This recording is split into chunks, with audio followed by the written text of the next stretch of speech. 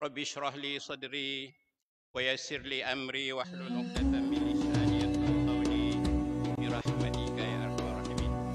Alhamdulillah, dengan izin Allah kita sama-sama pada malam ini dapat hadir ke masjid ini, sama-sama dapat kita menunaikan sembahyang setiap maghrib, fardu maghrib secara berjemaah.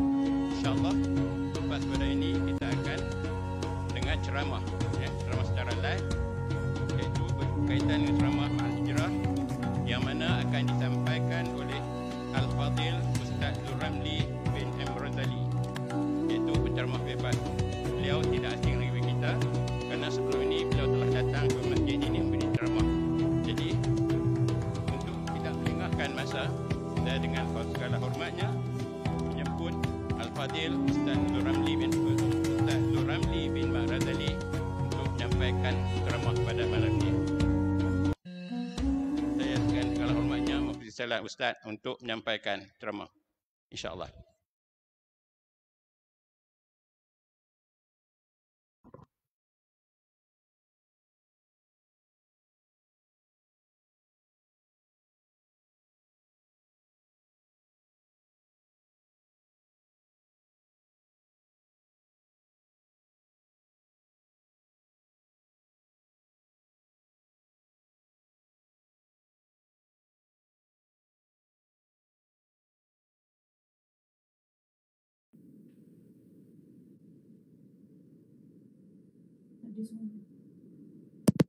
Assalamualaikum warahmatullahi wabarakatuh.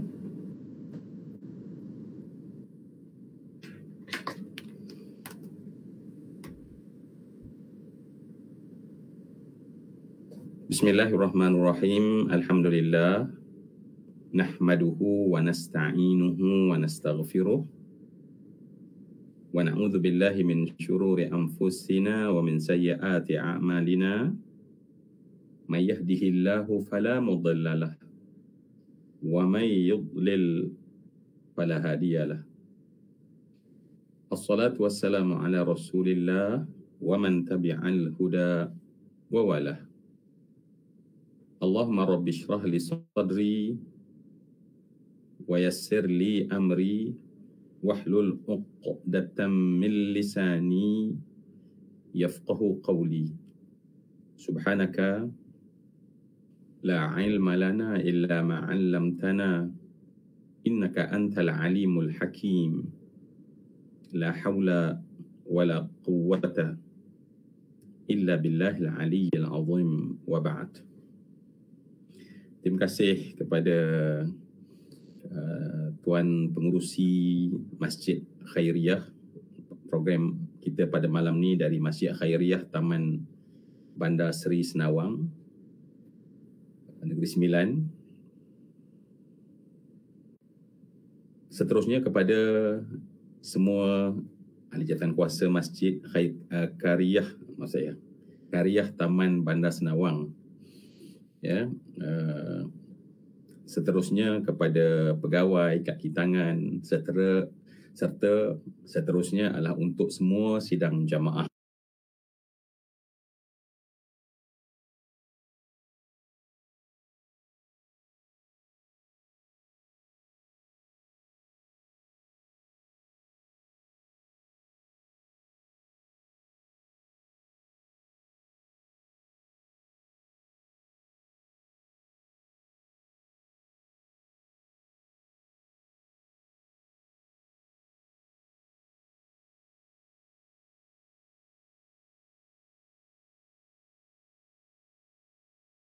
Allah. Kita berada pada tahun baru ketika begitu ramai hamba-hamba Allah lain yang telah dijemput. Allah masih lagi pinjamkan kepada kita umur untuk kita berada pada tahun yang baharu ini. Wajib bagi kita mengucapkan syukur, ya Allah. Bukan sekadar kita dapat hidup, alhamdulillah, dalam keadaan sihat. Bukan sekadar dalam sihat, kita dalam keadaan afiah. Dan lebih tinggi lagi dari itu adalah bila kita bersama dalam platform Masjid Khairiyah Taman Bandar Senawang, artinya kita-kita yang ada adalah kita-kita yang Allah campakkan dalam hati kita hidayah, inayah, taufik. Allah berikan kita Islam, Allah berikan kita iman, Allah berikan kepada kita jalan takwa. Sebab itulah kita rasa cenderung hati untuk berada memeriahkan rumah Allah. Ya, kita rasa sedap je bila kita berada di Masjid Qaryah Taman Bandar Senawang. Ataupun rakan-rakan yang mungkin jauh, yang mungkin bersama kita secara online, mesti ada perasaan Allah bestnya lah kalau dapat sekali kita dapat solat di Masjid Qaryah Taman Bandar Senawang.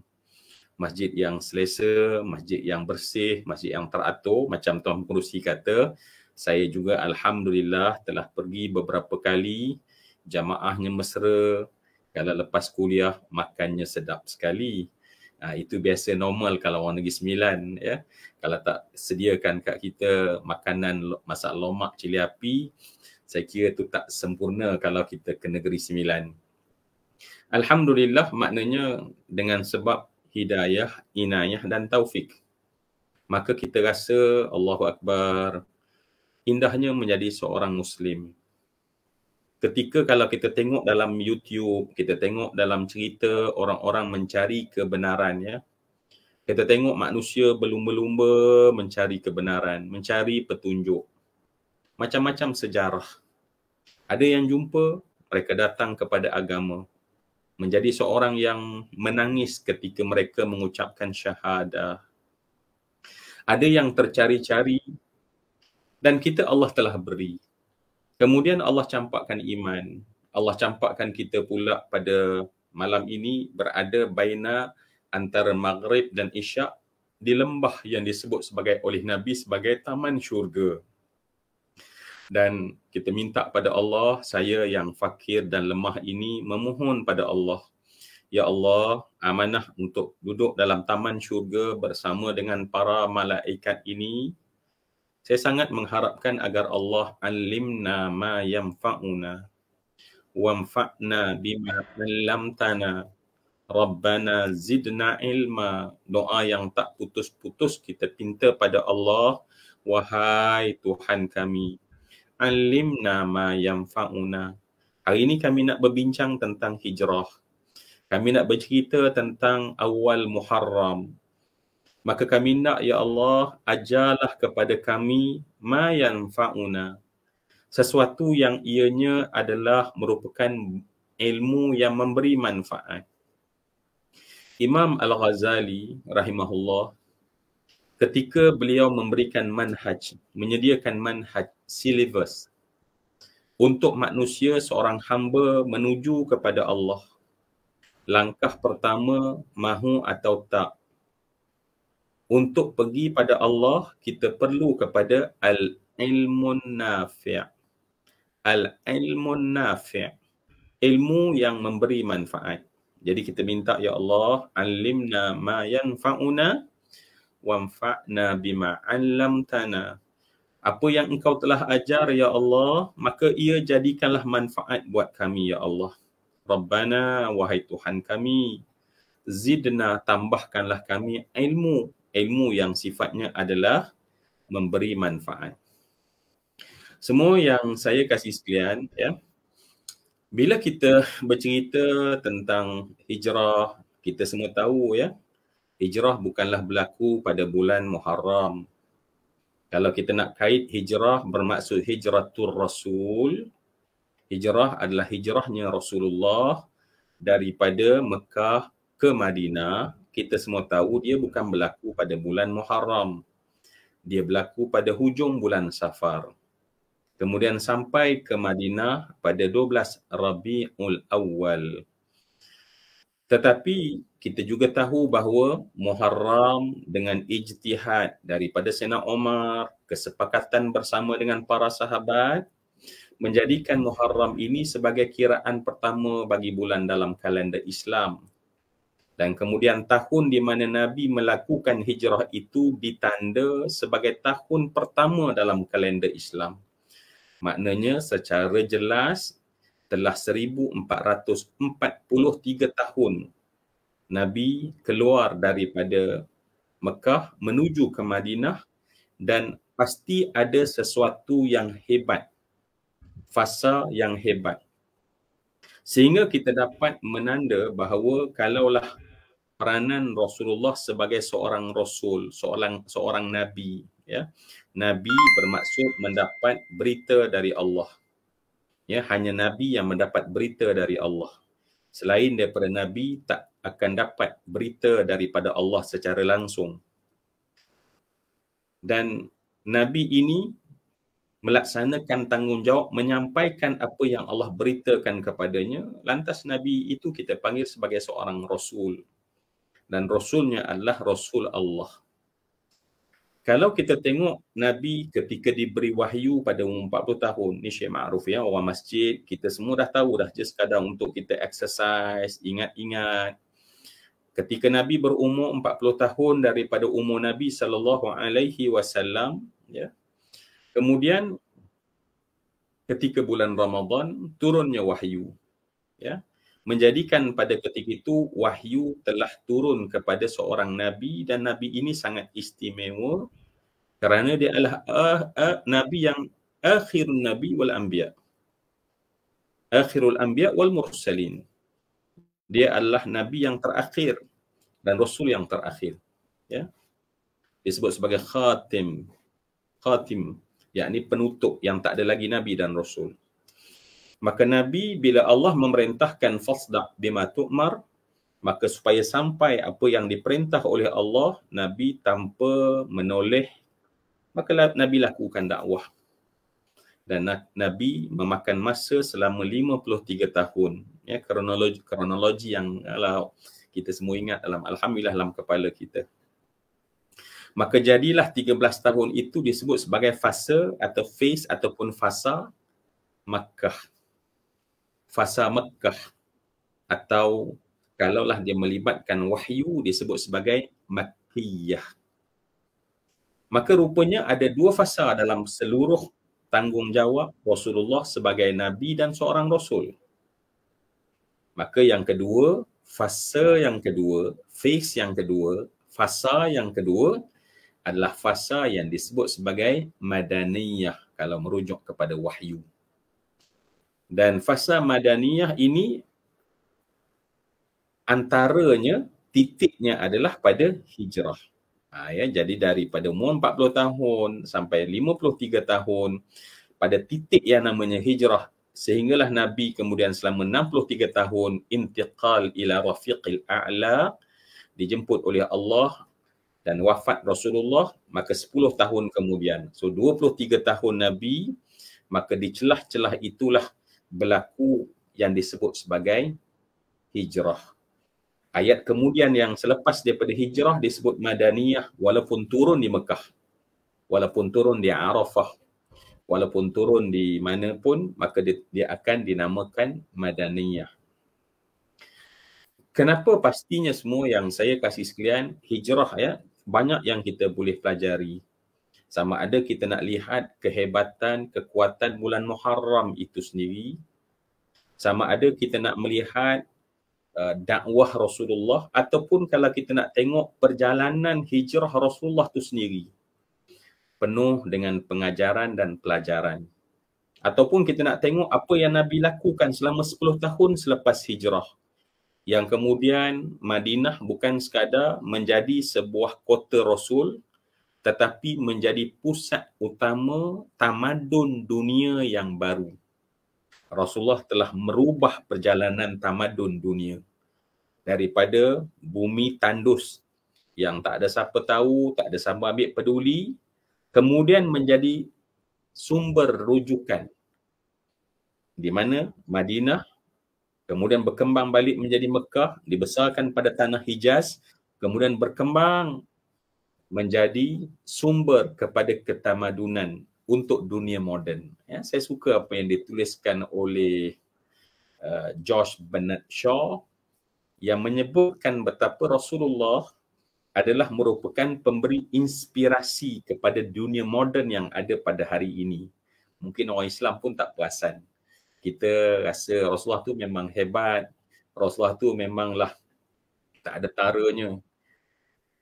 Tetapi adakah kita percaya, yakin ketika Allah menyatakan Rasulullah adalah uswatun hasanah, sebenarnya dalam semua aspek kehidupan kita boleh belajar daripada Rasulullah sallallahu alaihi wasallam. Bukan sekadar bagaimana kita nak baikkan diri hubungan dengan Allah, tetapi bagaimana nak menjadi ummah yang cemerlang. Juga sebenarnya kalau kita mengikut cara Nabi, kita mendapat pedoman. Sebab itulah mungkin saya kira tema pada tahun ini adalah manhaj Rabbani, ya, umat berkualiti, kerana kita tahu bahawa manhaj Rabbani adalah manhaj yang merupakan manhaj yang sempurna untuk manusia dari Tuhan melalui Rasulullah, dan kemudian telah dibuktikan, bukan satu idea yang baru kita nak cuba, nak try and error, tetapi satu pembuktian sejarah yang mana manusia yang langsung tak ada nilai apa-apa. Manusia yang tak ada nilai apa-apa. Tetapi bila masuk manhaj tersebut, masuk kaedah yang jelas tersebut, merubah manusia. Ya, kalau dalam kitab Al-Hikam, secara isyari ditafsirkan, innal muluka idza dakhalu qaryatan afsaduha, yang menyatakan bahawa tatkala kerajaan tauhid mula menduduki hati seorang manusia, sebab manusia ini hati adalah rajanya. Kemudian ketika raja tersebut, al-muluk dakhalu, innal muluka idza dakhalu qaryatan, apabila kerajaan tauhid masuk dalam hati saya, hati tuan-tuan, hati kita semua, maka kita mendapati bahawa seluruh tingkah laku manusia itu berubah. Rasulullah menggunakan kaedah ini, manhaj ini dalam nak ubah manusia. Rasulullah duduk di zaman jahiliyah. Memada kita ingat balik bagaimana dahsyatnya jahiliyah. Peperangan, persengketaan, yang kaya sombong bukan main. Manusia memperdagangkan manusia, wanita menjadi hamba dan kemudian semata-mata objek untuk melepaskan hawa nafsu. Anak-anak mereka sanggup bunuh. Cuba bayang kalau kita masa hari ini tidak datangnya hidayah dan tak turunnya wahyu dan tak ada manhaj Rabbani, saya yakin dunia akan jadi lebih dahsyat, dunia akan jadi lebih jahat. Kenapa? Kegelapan jahiliyah itu. Ya. Baik, apabila Nabi SAW membawa manhaj Rabbani yang kita katakan tadi, Allah memberikan wahyu dan Rasulullah menyediakan diri sebagai teladan, para sahabat menjadi suhbah, orang yang merealisasikan apa saja yang ada dalam Al-Quran seraya mereka berkata sami'na wa ata'na, sami'na wa ata'na. Kalau kita belum tentu, ya, datang benda-benda berat nak kata sami'na wa ata'na ya Rasulullah, kami dengar dan kami patuh. Alhamdulillah, semua yang saya kasih sekalian, cemburu lah, baru saya nampak rakan-rakan di Masjid Karyah Taman Bandar Senawang. Tadi tak nampak. Allahu Akbar, ya, tak damai je. Mungkin rakan-rakan yang tengok melalui FB pun nampak, ya, cantik jadi punya masjid, teratur, kemas, alhamdulillah. Baik, Rasulullah SAW apabila nak merubah jahiliyah, suasana jahiliyah, ya, kalau dalam perniagaan, orang-orang yang meniaga, yang kaya akan terus kekal menjadi kaya. Ya, itu juga Rasulullah dapat ketika Nabi sampai ke Madinah. Rasulullah dapati ekonomi dipegang oleh golongan minoriti, dan minoriti mengeksploitasi modal yang mereka ada. Orang yang tak cukup modal tak boleh menjadi peniaga, dan siapa yang nak berniaga, mereka terikat dengan perjanjian-perjanjian yang menjadikan akhirnya mereka adalah hamba-hamba. Mereka di sana adanya para peraih yang menyedut kekayaan petani-petani. Yang petani-petani adalah sumber kekayaan, tetapi kekayaan bukan ada di tangan petani tetapi para peniaga. Dan ini yang berlaku dalam kota Bani Qainuqa. Dan bagaimana ketika itu sistem yang, bagaimana Rasulullah nak mengubah sistem, bagaimana Rasulullah nak mengubah jahiliyah. Rasulullah mengubah dengan manhaj yang kita katakan tadi adalah merubah manusia. Tadi kita katakan bahawa kerajaan tauhid tatkala dia masuk dalam hati manusia, merubah kelakuan seseorang. Kita bukan tak kenal Sayyidina Khalid Al-Walid, seorang yang sangat keras, sehingga Sayyidina Abu Bakar tatkala setiap kali dia menghantar Khalid Al-Walid untuk memimpin panglima, menjadi panglima tentera Islam, Sayyidina Abu Bakar kata takkan ada ibu lagi yang sanggup untuk melahirkan manusia seperti Khalid.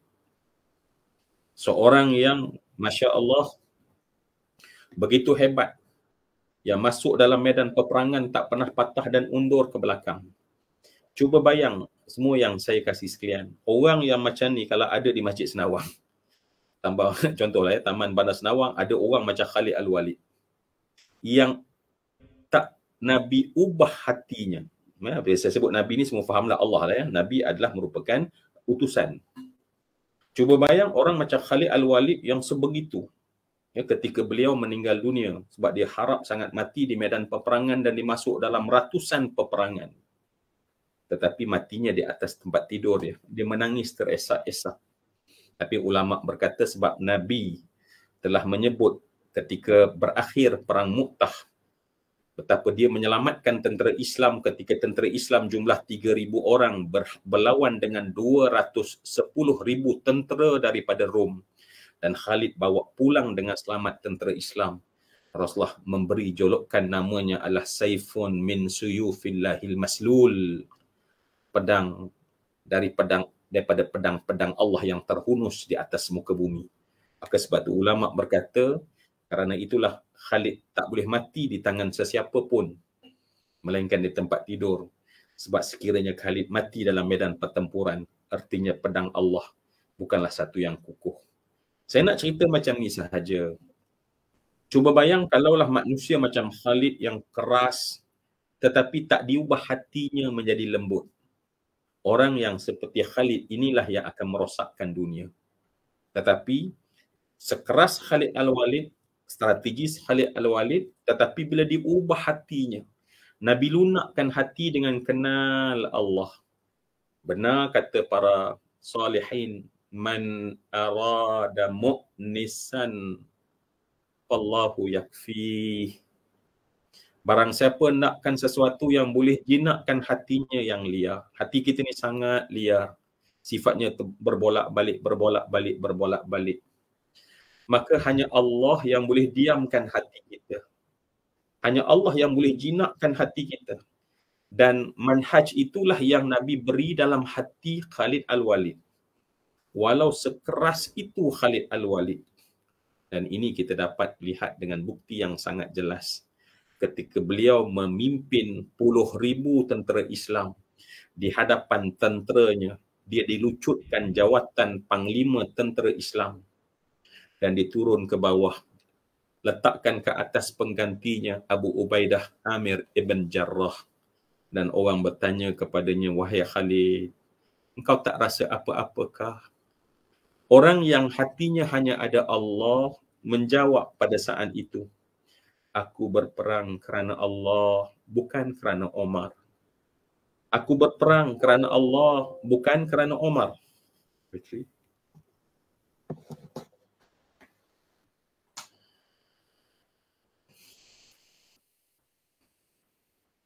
Contoh. Begitulah juga yang lain. Ya, kalau kita tengok bagaimana manusia seperti Amr bin As, ya, kalau kita tengok dalam tentang Al-Ansabul Ashraf, menceritakan tentang mereka-mereka yang ada di sekitar para sahabat Nabi. Amr bin As adalah seorang strategis yang paling bijak sejak zaman jahiliyah. Tetapi bila duduk di hadapan Nabi SAW, menjadi seorang yang sangat tunduk. Tatkala Nabi memasukkan kebesaran Allah, makhluk jadi kecil. Ketika Nabi memasukkan kehebatan Allah, kehebatan diri menjadi sirna. Inilah hebatnya manhaj yang dibawa oleh Nabi merubah manusia. Dan apabila manusia itu dirubah, manusia itu sendiri yang merubah sistem. Manusia merubah persekitaran. Sayyidina Uthman, Abdurrahman ibn Auf, siapa tak kenal Abdurrahman ibn Auf? kekayaannya bilion. Sehingga saya baca buku yang ditulis oleh orang Barat sendiri ketika mereka meneliti sejarah Abdul Rahman Ibn Auf dan dia buat value nilai keuangan, dia kata sebenarnya kekayaan yang ada pada Abdul Rahman Ibn Auf jauh lebih besar berbanding dengan kekayaan yang ada pada Bill Gates. Cuba bayang orang yang kaya macam Abdul Rahman Ibn Auf. Mungkin kita tak payah kaya macam Abdul Rahman bin Auf yang lebih kaya daripada Bill Gates. Ada sikit kaya pun Allahu Akbar, tak pandang orang dah. Tak kona dah. Tak kona dah. Ya. Berubah manusia. Tetapi Masya Allah, Abdul Rahman Ibn Auf sentiasa, cuba bayang, malam-malam hari dah penat berniaga siang hari, keluar perjalanan jauh, pulang waktu malam. Dikatakan Abdul Rahman Ibn Auf akan pergi ke rumah-rumah toke-toke kedai di Madinah, ketuk pintu rumah, masuk dalam perlahan. Ketika orang semua dah tidur, para abid bangun membetulkan sejadah, mengenakan tubuh dengan air yang dingin untuk solat. Abdul Rahman Ibn Auf memikul guni di belakangnya. Masuk dalam rumah-rumah sahabat yang masih lagi berniaga menghitung. Dan Abdul Rahman Ibn Auf buat apa? Bertanya pada tuan kedai itu, siapakah di kalangan orang Madinah ini yang berhutang? Siapakah di kalangan orang Madinah ini yang berhutang? Disenaraikan hutang, maka Abdul Rahman bin Auf akan lansai semua hutang-hutang orang Madinah. Dan sebelum dia keluar, dia bercakap kepada tuan kedai. Dia kata, saudara, bolehkah apa kira saya punya satu permohonan? Sekiranya nanti datang orang yang nak bayar hutang dan mendapati hutangnya telah dijelaskan, pada saat itu kamu tolong sebut kepadanya, hutangnya telah diselesaikan oleh seorang hamba Allah. Jangan sebut nama Abdul Rahman. Katakan Abdullah wala Abdul Rahman. Dia nak supaya yang diberi itu Allah nilai. Ibn Abbas menyatakan bahawa seluruh orang Madinah pasti akan dapat manfaat. Sama ada 1/3. Daripada mana pun dia kata tak ada seorang orang Madinah, orang kaya mendapat hadiah, orang fakir mendapat pembelaan, orang berhutang dibayar hutangnya, orang yang tidak punya wang berhutang dengan Abdul Rahman Ibn Auf. Tidak ada orang, kata Ibn Abbas, yang tak dapat manfaat daripada kekayaan. Cuba bayang kalau kita ada di Somban, orang kaya macam Abdul Rahman Ibn Auf. Berapa ramai para orang fakir yang mengangkat tangan dan berdoa, ya Allah, tambahkanlah kekayaan si fulan ibn si fulan ini, ya Allah. Tambahlah kekayaan si fulan ibn si fulan ini, ya Allah. Kalaulah orang-orang kaya kita. Tetapi bagaimana orang kaya boleh menjinakkan hatinya daripada lincahnya dunia ini dalam hati? Dalam kepala orang kaya duk fikir, ringgit, macam mana nak kembang duit, bagaimana nak jadi banyak, bagaimana nak sukses dan berjaya.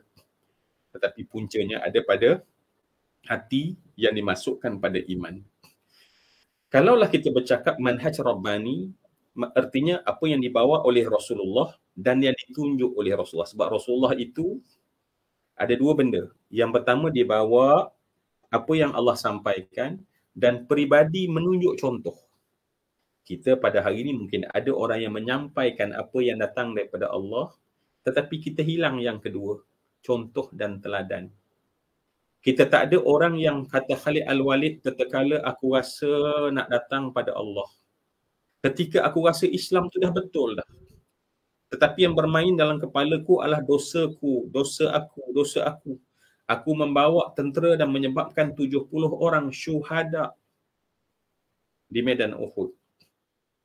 Khalid Al-Walid merasai bahawa dia diheret sepanjang perjalanan hidupnya adalah dosa. Dia kata apa? Aku masuk ke dalam Masjid An-Nabawi ketika dia mula jumpa Nabi untuk menyatakan dia Islam. Bila aku masuk dalam masjid, Rasulullah memaling ke arahku ketika Nabi duduk dengan sahabat lain. Nabi berpaling kepadaku. Dan Rasulullah tidak memalingkan wajahnya sepanjang daripada pintu masjid. Sampailah ke aku hampir dengan Nabi. Nabi memberi senyuman yang paling manis. Nabi beri senyuman yang paling manis pada orang yang menyebabkan dengan sebab dia terbunuh beberapa orang yang Nabi sayang. Tetapi Nabi senyum. Kenapa? Kerana itu akhlak Nabi. Kerana Nabi bukan bercerita tabassam liwajhi akhik. Bukan Nabi hanya kata senyumlah kalian kepada saudara kamu. Laka sadaqatun, bagimu sedekah. Itu wahyu daripada Allah. Wa ma yantiqu 'anil hawa in huwa illa wahyu yuha. Tetapi Nabi menjadi contoh dan teladan. Orang mudah faham apabila ada contoh. Dan orang lagi confused apabila contoh bercanggah dengan maklumat dan fakta yang diberi. Jadi sebab itu Rasul itu hebat kerana bukan hanya ada panduan, tetapi Rasulullah itu menjadi contoh. Maka terjawablah penyelesaian kepada manusia macam Sayyidina Khalid, macam Abdul Rahman ibn Auf, Amr ibn As, sebutlah siapa-siapa lagi para sahabat yang punya latar belakang yang berbeza. Jadi sebab itu hijrah sebenarnya adalah ruang yang sangat besar untuk Nabi melaksanakan perintah dari Allah dan menunjukkan contoh daripada Nabi dengan izin Allah. Berbanding dengan di Mekah, Nabi tidak dapat bercakap. Kerana apa? Sebab himpitan, tekanan yang sangat memuncak dan besar pada ketika itu. Kerana itu semua yang saya kasih sekalian, sebab itulah hijrahnya Rasulullah, fasa titik antara Makkiyah dan Madaniyah itu menjadi penting sangat untuk kita ingat. Dan yakinlah apabila kita berhijrah seperti Nabi berhijrah, maka hanya dengan hijrah sajalah kita akan mampu merubah diri kita. Sebab itu Allah Subhanahu wa taala menyebutkan dalam Al-Quran, Allah menceritakan tentang ayat betapa kata Allah Subhanahu wa taala, innal ladzina amanu wal ladzina hajaru wa jahadu fi sabilillah ulaika yarjuna rahmatallah wallahu ghafurur rahim. Allah Subhanahu wa taala sebut pada kita semua, sahabat-sahabat saya, bahawa ada dua benda penting yang kita kena lakukan untuk mencapai kecemerlangan diri, untuk masukkan keagungan Allah dalam diri kita. Yang pertama, yuhajiruna. Hajaru, orang yang berhijrah. Orang yang memilih untuk berhijrah. Dan orang yang bukan hanya berada pada tempat yang sama. Bukan ada pada comfort zone. Bukan kita ni bila kita rasa kita dah baik, kita berhenti kat situ. Tetapi kita akan fikir apa kebaikan lagi aku boleh buat. Itulah yang ada pada hajaru. Ya, sebab tu orang yang berhijrah, istilah untuk mereka yang paling tepat adalah muhajir. Yang muhajir, bila ramai dia sebut muhajirin, muhajir, saya adalah muhajir, tuan-tuan adalah muhajir. Dan muhajir ini ialah mereka yang bukan berpindah tetapi berpindah secara berterusan. Jadi kalau kita dalam masjid ni kita rasa alhamdulillah, memang itu perlu untuk ucap alhamdulillah. Kita telah jadi orang masjid, tetapi jangan berhenti hanya menjadi orang masjid. Jadilah orang masjid seperti Masjid Nabawi. Setelah kita jadi orang masjid macam orang Masjid Nabawi, kita kata aku nak jadi seperti orang Masjid Nabawi, seperti sahabat Nabi SAW. Jadi artinya setiap masa muhajir ialah berpindah. Sebab tu tak tepat kalimat kalau kita kata, mungkin kalangan kita ada yang dulu tak pernah pergi masjid, tiba-tiba Allah bagi hidayah dan sekarang dia dah jadi orang masjid. Dulu tak pakai tudung, sekarang dah pakai tudung. Dulu tak solat, sekarang dah solat. Dulu tak pandai baca Quran, sekarang dah pandai baca Quran. Kita selalu kata saya ni dah berhijrah. Ya, macam juga kita dengar artis, saya dah berhijrah. Sebenarnya tak ada istilah dah berhijrah, sebab hijrah itu adalah proses yang tak ada putus. Maknanya kena terus berpindah, terus berhijrah. Kalau saya sekarang ni, saya sedang berhijrah, bukan sudah berhijrah. Bila kita kata kita sedang berhijrah, artinya mesti pergi lagi ke hadapan. Mesti pergi lagi ke hadapan. Lebih baik. Dah buat baik, lebih baik lagi. Kita dah solat, tetapi kita tengok pada erti dan pengertian seteruh solat. Ya, kita dah buat segala pengertian dan roh solat. Kita pergi kepada tuntutan solat. Kita dah masuk sampai pada tuntutan solat. Kita tengok kepada apa hasil daripada kita melakukan solat. Sebab itulah jenis muhajirin dia tak sama dengan orang yang hijrah, dah hijrah. Ya, saya ulang sikit ya. Sebab tu ulama bezakan antara orang yang disebut muhajir, sebab dalam bahasa Arab sebenarnya orang yang berpindah disebut hajir. Ya, hajirun. Tetapi kalau hajirun maksudnya ada dulu dia kat sini, sekarang kat sini, stop. Ya, tetapi muhajirin adalah orang yang terus-terusan, dan sebab itu tidak boleh ada sifat qanaah dalam hati kita. Tak boleh ada sifat qanaah dalam hati kita. Saya tak pasti pukul berapa ya. Kita ada 10 minit lagi. Saya takut mungkin pihak masjid perlu azan.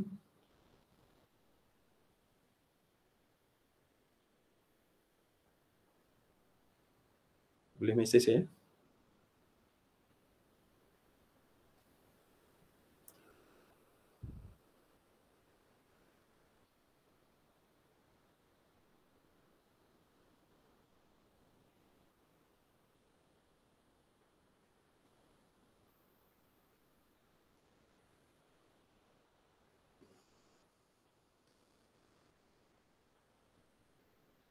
Adakah pihak masjid berhenti untuk azan?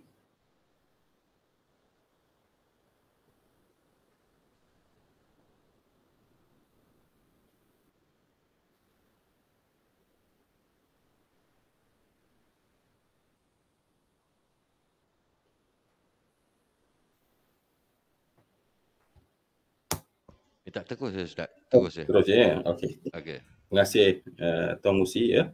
Sebab saya khawatir takut perlu berhenti. Nanti saya bercakap tak ada ruang untuk pihak pengusi celah saya. Baik, kalau Tuan Pengusi kata terus, maknanya insya-Allah kita punya perbincangan akan sampai pada pukul 9. Dan kita masih lagi membincangkan bagaimana apa yang dibawa oleh Nabi dengan membawa pendekatan, memperkenalkan manusia ini tentang Allah, sehingga akhirnya yang kita katakan tadi makhluk ya menjadi kecil. Bahkan dunia ni menjadi kecil pada mata hati Sayyidina Abu Bakar, Sayyidina Umar, Sayyidina Uthman, Sayyidina Ali, Sayyidina Khalid, Abu Ubaidah Amir ibnu Jarrah, kepada Amr ibn As. Semua mereka merasa bahawa dunia ini bukanlah satu yang tersangat mengujakan. Sehingga dengan sebabnya mereka itu terpaksa menjadi orang yang berebut-rebut untuk memburunya.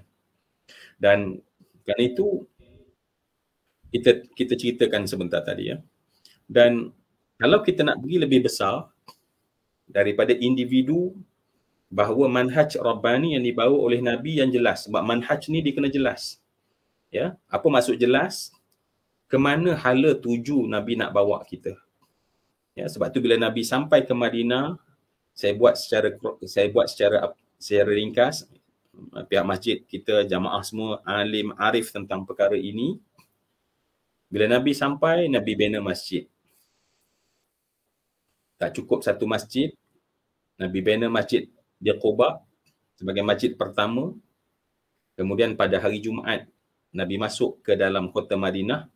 Maka di sana Nabi lakukan solat Jumaat di kawasan terbuka, kemudian dijadikan masjid Jumaah yang tak jauh daripada Masjid Quba. Kalau nanti kita pergi sekali lagi mengerjakan umrah ziarah Nabi di Madinah, kita akan tengok Masjid Jumaah dekat dengan Quba.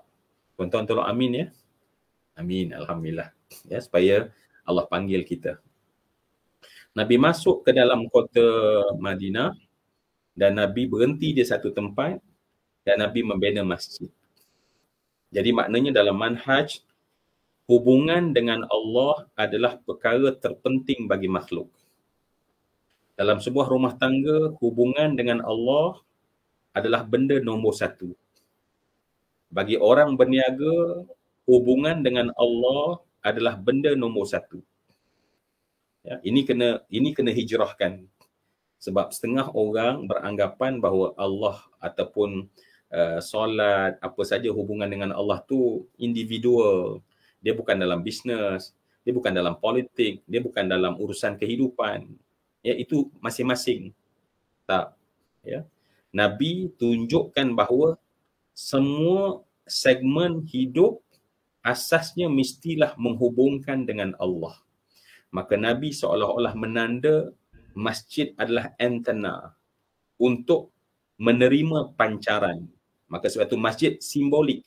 Ya, masjid kita, Masjid Karyah Taman Bandar Senawang ni simbolik sebenarnya macam menara tersebut.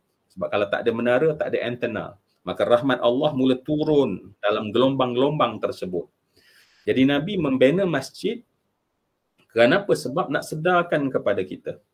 Saya tuan-tuan pernah satu ketika saya cakap dalam begini kepada satu program untuk usahawan ketika mereka dah melalui kursus selama mungkin 40 hari yang tepu tentang bagaimana nak menjadi seorang usahawan yang berjaya. Mereka belajar tentang management, mereka belajar tentang marketing, mereka belajar tentang produk, quality dan segala macam.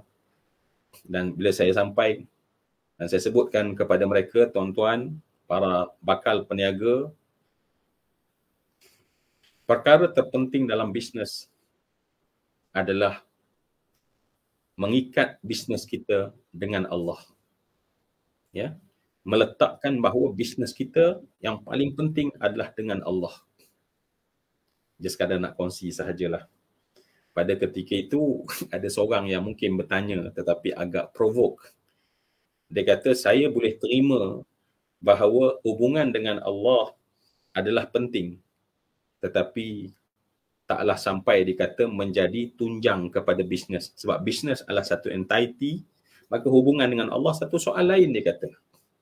Saya ringkaskan saja penerangan saya tak nak ceramah. Pada masa itu, saya minta para peniaga ni, mereka turun untuk cek ya, di bandar itu, apa yang ada pada kedai orang-orang yang dah berniaga. Dan saya minta datang balik ke dalam kelas, saya bagi setengah jam, mereka turun, buat survey dan datang balik. Tuan-tuan tahu apa yang mereka dapat? Bahawa semua kedai-kedai tersebut, yang bukan orang Islam lah maksudnya, ada di kedai-kedai mereka tergantung berhala ataupun apa ni, tempat-tempat tokong. Sehingga saya bagi tahu pada mereka, kita orang Islam yang agama paling betul, bila kita kata bahawa hubungan dengan Allah adalah tunjang bisnes, kita rasa no, ni tak penting. Tuan-tuan tengok pada kedai orang-orang yang tuan-tuan gambarkan kepada saya tadi, ada tokong. Kenapa, apa penting benda tersebut dalam bisnes? Apa kaitannya dalam marketing? Apa kaitannya dalam management, administration dalam bisnes? Tak ada kaitan. Tetapi yang kita tahu benda tersebut tak betul pun dibawa dan kemudian mereka sukses.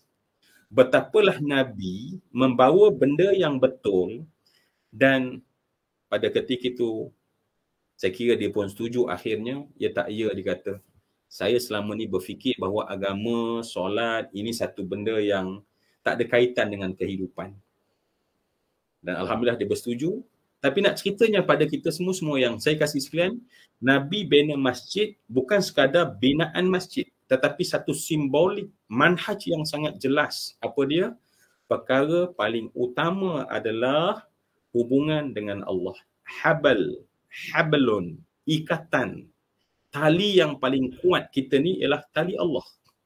Tak ada yang lebih kuat daripada tali Allah. Sebab itulah pada orang yang berniaga dan dia ada tali Allah, dia ada tempat bergantung mungkin pada saat perniagaannya runcing dan genting. Begitulah dalam kehidupan, dalam kita berumah tangga, dalam kita membesarkan anak, ya, mesti meletakkan tunjangnya adalah hubungan dengan Allah. Meletakkan Allah pada kedudukan yang paling istimewa. Keagungan Allah berada pada tempat yang paling tinggi dan masjid menjadi simbol, ya. Baik, tentu kita akan mula berfikir bahawa okey, masjid penting, hubungan dengan Allah penting, maka yang lain tak jadi penting. Ya. Dalam manhaj Rabbani Nabi SAW apabila membina masjid sebagai simbol yang saya telah sebutkan sebentar tadi, maka Nabi melakukan tali yang kedua pula. Rasulullah meletakkan tali yang kedua pula. Apakah tali yang kedua?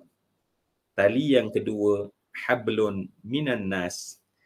Tali yang erat sesama manusia, dan tali tersebut adalah tali yang diasaskan di atas al-mahabbah, di atas perasaan kasih sayang. Inilah di agama Islam, inilah di manhaj kita dalam masjid kita di Karyah Taman Bandar Senawang. Orang yang datang membesarkan Allah dalam keadaan hati rasa nak sayang saudara-saudaranya. Kalau kita boleh buat, kita faham makna hijrah. Kalau kita gagal faham, kita tak faham Nabi, kita tak faham perjuangan Nabi, bahkan kita tak faham hijrah Nabi SAW. Kalau kita bercakap tentang hijrah Nabi, tetapi dalam masa yang sama kita paling memutuskan ukhuwah Islamiyah sesama kita, kita sebenarnya adalah orang yang lawan perjuangan Nabi. Ya. Nabi SAW mempersaudarakan, at-ta'akhi disebut, ya,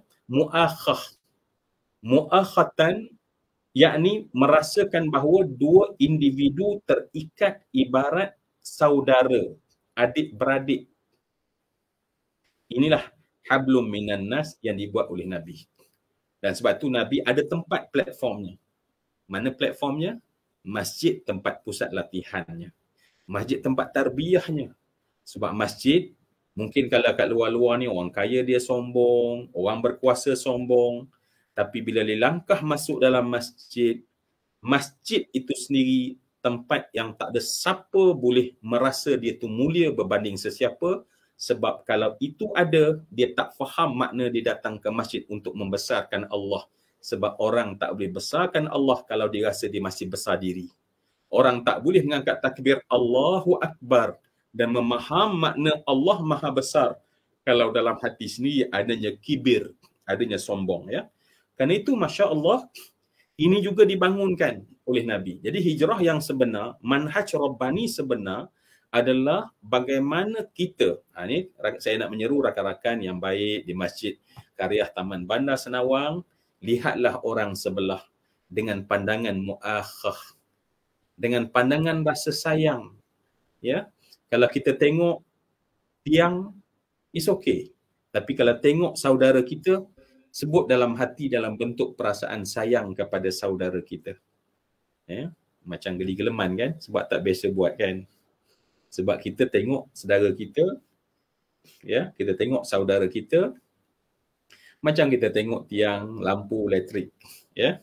Tetapi Islam dan Nabi mengajarkan dalam konsep mu'akhah adalah menghargai, sehingga Nabi menyebutkan dalam hadis, la yu'minu ahadukum hatta yuhibba li akhihi ma yuhibbu li nafsih. Semua kita hafal hadis tu. Tetapi kerana tadi apa? Sebab kita ada konten tetapi kita tak ada contoh. Nabi bawa konten, Nabi beri contoh. Bila Nabi kata la yuhibbu ahadukum hatta yuhibba li akhihi, Nabi sendiri menunjukkan perasaan sayang kepada saudara-saudara Nabi. Nabi boleh merendahkan diri Nabi dengan sesiapa pun. Kita dengar bagaimana Nabi boleh memeluk seorang lelaki. Ya, seorang lelaki yang dalam riwayat kata baunya dan kambingnya sama baunya.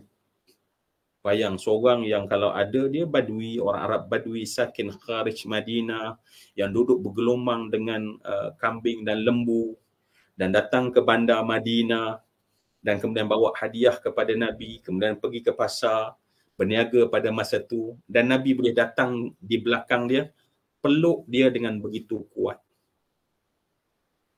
Dan pada saat tersebut, cuba bayang seorang yang ditahu kedudukannya nun, duduk di jauh, tiba-tiba seorang pemimpin paling besar di Madinah datang peluk dia dan bergurau dengan dia. Apa gurauan Nabi buat? Nabi bergurau, ya. Sebab tu dalam membina hubungan, gurauan adalah benda yang sangat penting. Hubungan akan hamba bila kita dah hilang gurauan. So masjid kita jangan terlampau serius, ada gurauan. Rumah tangga jangan terlampau serius, ada gurauan. Nabi gurau pada ketika itu, Nabi bergurau.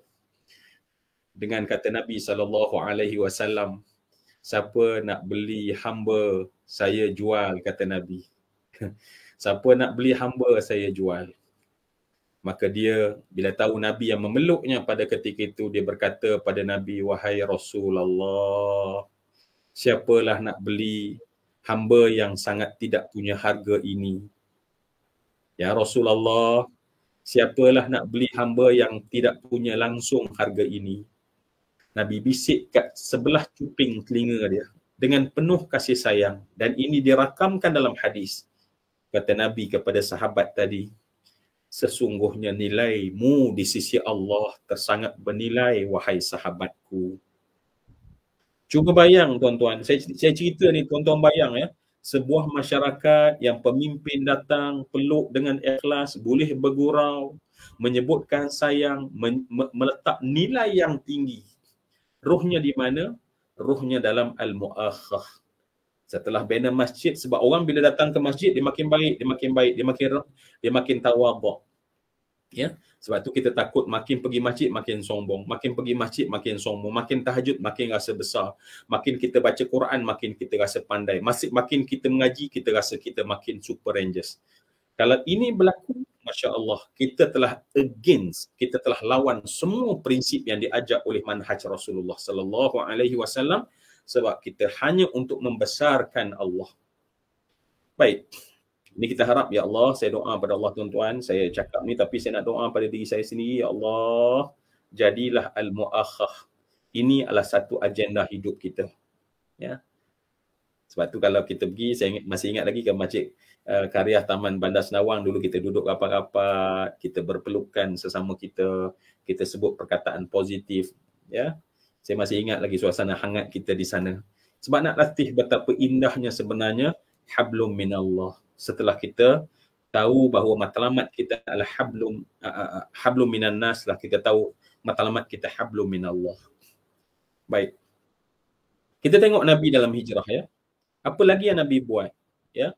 Yang Nabi buat maksudnya Nabi perjuangkan, kita kena perjuangkan. Nabi membina al-amnu. Setelah al-mu'akhah, persaudaraan yang kita katakan tadi kena buat ni, kena buat.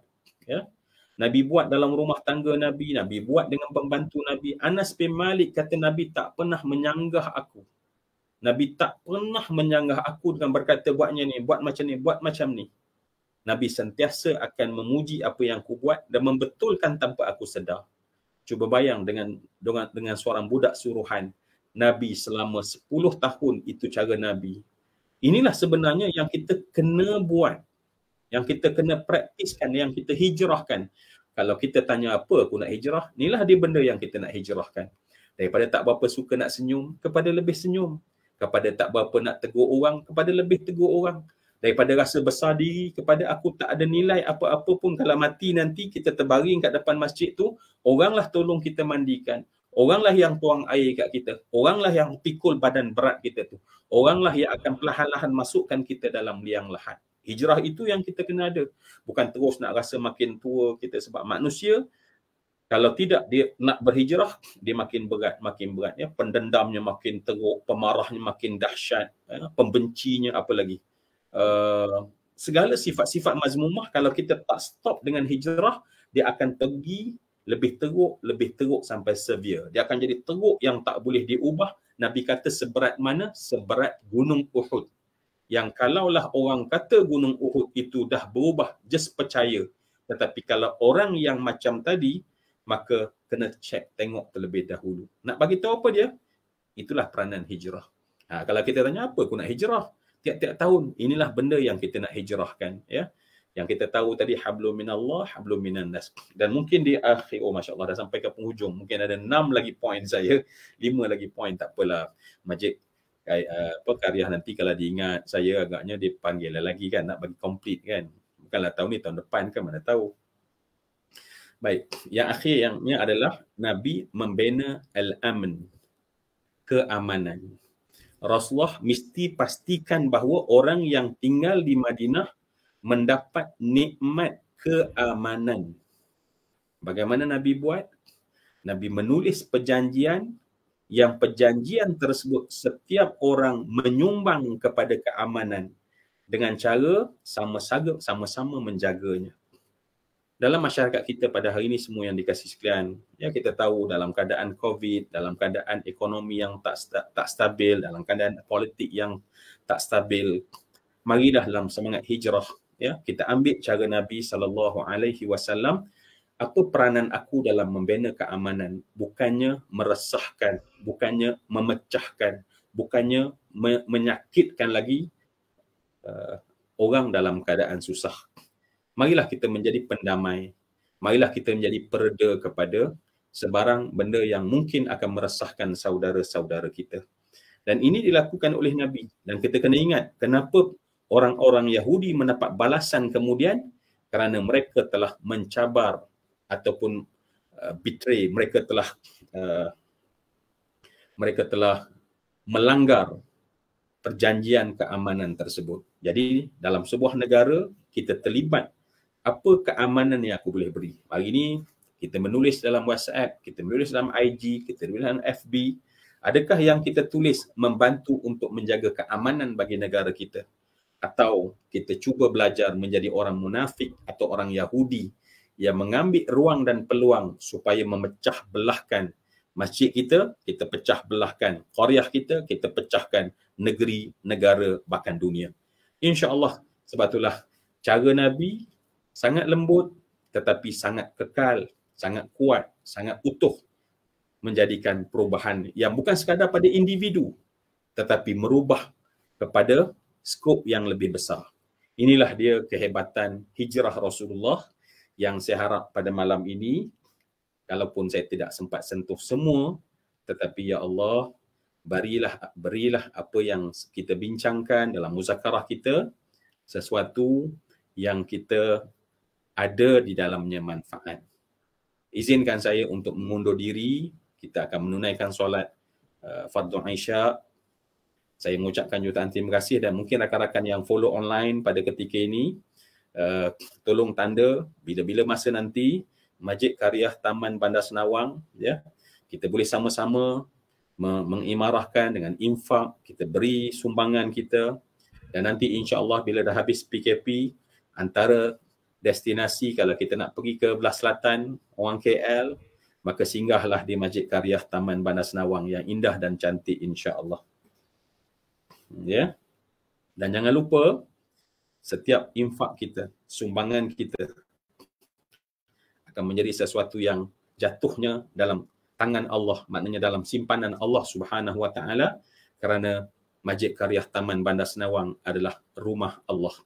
Maka rumah Allah, kita para makhluk sama-sama untuk memberi dan Allah membalas dengan cara yang luar biasa terhadap setiap orang yang menyumbang, ya. Jadi sebab itu semua yang dikasihkan, kita rakan-rakan yang mungkin ada di masjid ataupun rakan-rakan yang berada FB, war-warkan tentang perkara ini supaya ramai orang tahu tentang Masjid Qaryah Taman Bandar Senawang, insya-Allah, ya.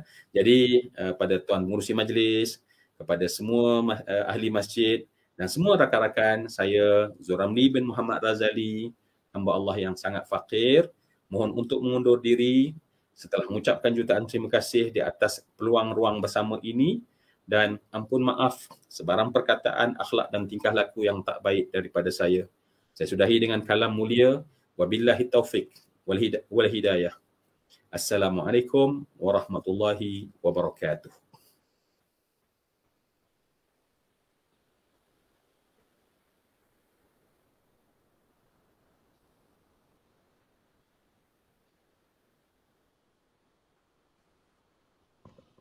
Waalaikumsalam warahmatullahi wabarakatuh. Jazakallah khairan katsira. Al-Fadil, Ustaz Zuramli bin Razali pada malam ini yang telah menyampaikan ceramah kepada kita berkaitan dengan hijrah, mal hijrah. Apa yang daripada yang saya dapat dirumuskan yang telah Ustaz sampaikan berkenaan dengan manhaj Rabbani. Manhaj Rabbani mana Nabi Muhammad SAW telah membina Madinah dan membesarkan kota Madinah dan pentadbiran dengan kerajaan tauhid. Itu manhaj Rabbani. Jadi apa yang simpulkan ialah di segi penghijrahan. Mana bukan kita berhijrah, malah kita kena jadi orang yang muhajirin. Mana sentiasa berhijrah untuk mana setiap hari kita kena berhijrah. Hijrah satu ke tempat yang kita jadi hanya berhijrah saja, mana sampai cepat cukup. Jadi kita kena jadi orang yang muhajirin, mana sentiasa berpindah-pindah, berpindah di yang satu tempat yang baik ke lebih baik lagi. Itulah rumusan yang dapat dalam ini. Mudah-mudahan, terima kasih Ustaz di atas apa yang Ustaz sampaikan pada kita, insya-Allah dengan izin Allah di masa-masa akan datang, kiranya dalam keadaan COVID ini mungkin kita buat talian lagi. Kalau sekiranya dah bebas daripada COVID-19, mungkin kita akan jumpa Ustaz untuk ceramah bulanan sebagainya. Pada kita bersuah muka, mudah-mudahan kita dapat mengeratkan hubungan antara jemaah Masjid Qaryah ni dengan Ustaz, insya-Allah. Terima kasih Ustaz, mudah-mudahan kita jumpa lagi. Jadi kita mudah-mudahan kita berdoa kepada Allah agar Allah memudahkan urusan ustaz semua, ustaz dan memudahkan semua kita berdoa kepada Allah agar Allah mengangkatkan bala yang Allah menjadikan pada kita, iaitu jauhkan, hilang atau kau bebaskan kita daripada COVID-19. Sekian, saya ucapkan terima kasih kepada Ustaz dan semua jemaah yang ada pada malam ini dengan lafaz wabillahi taufiq wassalamualaikum warahmatullahi taala wabarakatuh. Assalamualaikum warahmatullahi wabarakatuh.